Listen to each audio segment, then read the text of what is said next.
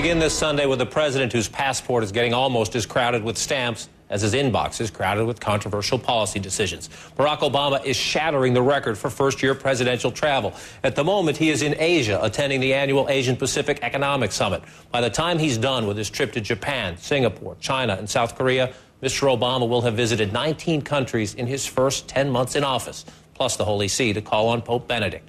One instant lesson: the big debates back home follow presidents around the world. And one of the biggest at the moment, a decision to try 5 top 9/11 terrorist suspects in federal court, not the military justice system, is where we begin our conversation with the president's closest advisor, David Axelrod. Let's begin with the controversial decision to try Khalid Sheikh Mohammed and 4 other 9/11 alleged conspirators in the federal courts in New York City, just a short walk from the site of the Twin Towers collapsing. Many Republicans are criticizing this, but it's not just Republicans. This is Jim Webb, Democratic senator from Virginia, who says they do not belong in our country, they do not belong in our courts, and they do not belong in our prisons. Why, David Axelrod, did the administration decide to take this step?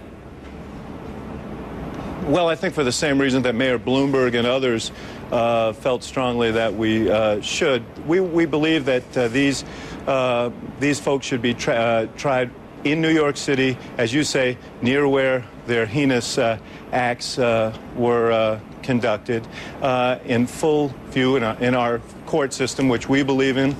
We've had, since 2001, about 195 terrorism cases in the courts. And we've been successful 91% of the time.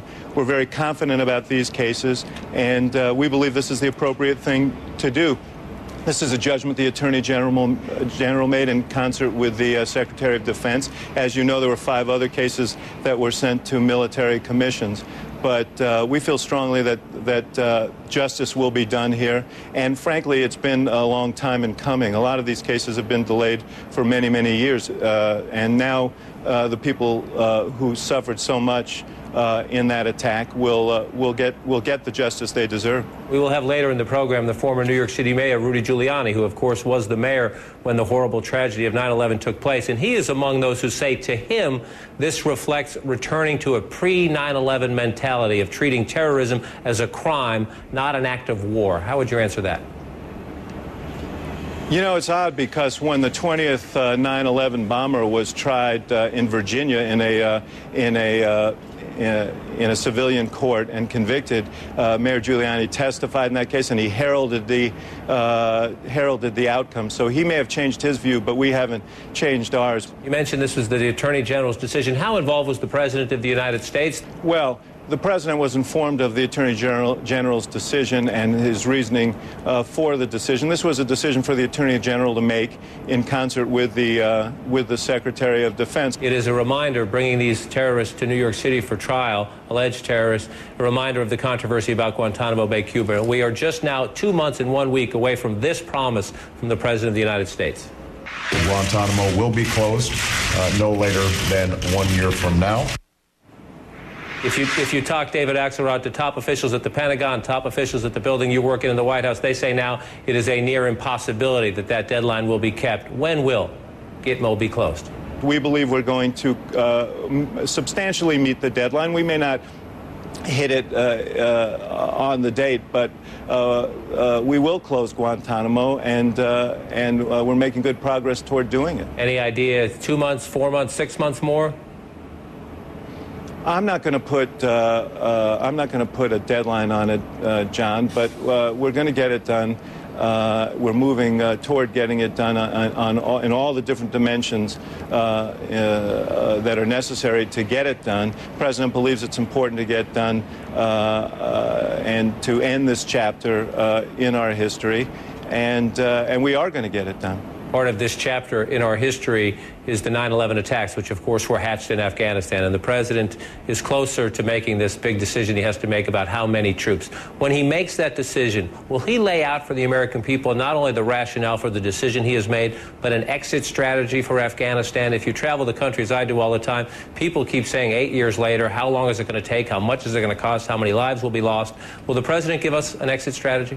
Well, I think that is a concern, and it's obviously one of the factors the President is thinking through. We've been there for 8 years. It's a long It's a long, long time, and we have to keep focus on what our purpose was in the first place. Our purpose was to disrupt and dismantle and destroy al-Qaeda. That remains our purpose. But obviously, we can't make an open-ended commitment, and we want to do this in a way that maximizes our efforts against al-Qaeda, but within the framework of bringing our troops home at some point. And the president's made that clear in all these discussions. There has to be a framework to this decision, and but we're getting close.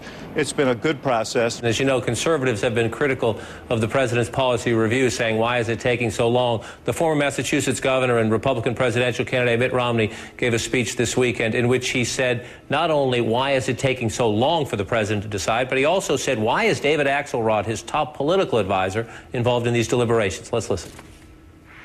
I find it incomprehensible and inexcusable that this president invites David Axelrod into national security meetings. Polls and politics have no place at that table. He is the commander-in-chief. What has he been doing? Do you realize he carried out more than 30 campaign visits in this last season for various Democrats? While he can't make up his mind on Afghanistan or have enough time to meet with generals, he's out there campaigning. Well, let's take them in order. Why does David Axelrod deserve a seat at that table, and why is it taking so long? Well, first of all, let's be clear. David Axelrod doesn't have a seat at that table. I've observed these discussions because, as I am today, I have to help communicate the message of the administration, and so it's helpful for me to hear. I've not said a word in any of those meetings. Now, let's take the second part.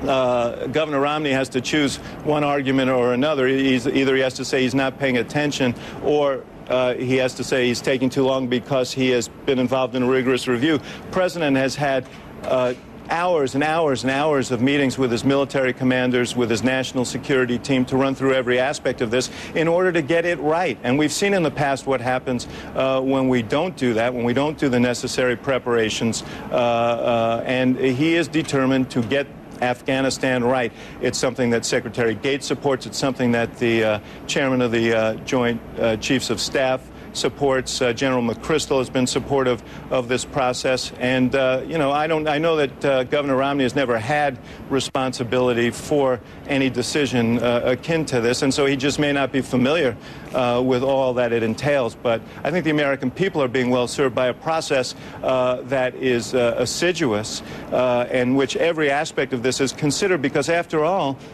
lives of American servicemen are involved here. Enormous investment on the part of the American people. We ought to get it right.